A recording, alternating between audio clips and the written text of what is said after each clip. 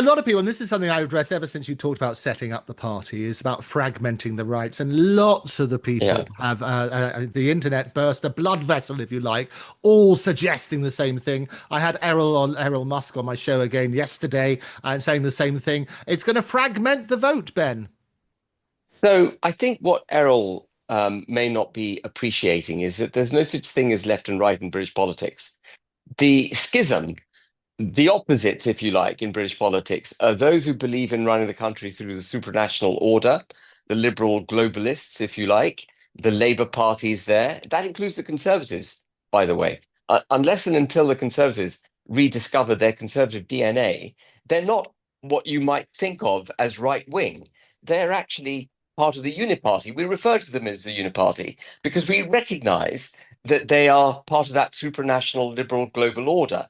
So that's one side of the debate. The other side is those of us who believe in nation states, borders, democracy, the unit of democracy of the United Kingdom, in our case, freedom of speech, etc. And that's a very rarefied area. There are very few people actually who genuinely are offering that up as a vision. And as I explained in the earlier part of this interview, Andrew, reform doesn't offer it. Reform is sort of somewhere between the Uniparty and where we are. It sort of flits between the two. But it's got people like Jake Berry and Tim Montgomery and Charlie Mullins, who's another Remainer, and what's the name of their treasurer, that property developer, who counts Tony Blair and others, Nick Candy, who counts Tony Blair, and Peter Mandelson as his friends.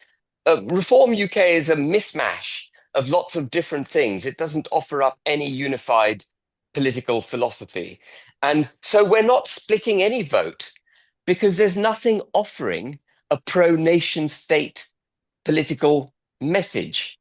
And it's false to think we're splitting the right wing because there is no right wing. But the other thing I would also say, Andrew, is that even if you grant those who are concerned about the split in vote the notion that there is a right wing, which I dispute, but even if you take that as read that there is a right wing, the general election is not till 2029.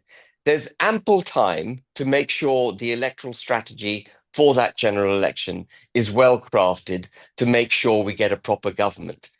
The critical thing we have to do right now is make sure that the arguments for the United Kingdom, for freedom of speech, for democracy, for equality under the law, those arguments are marshalled, they're made well, and that they are delivered coherently to the British people so that the British people support that agenda.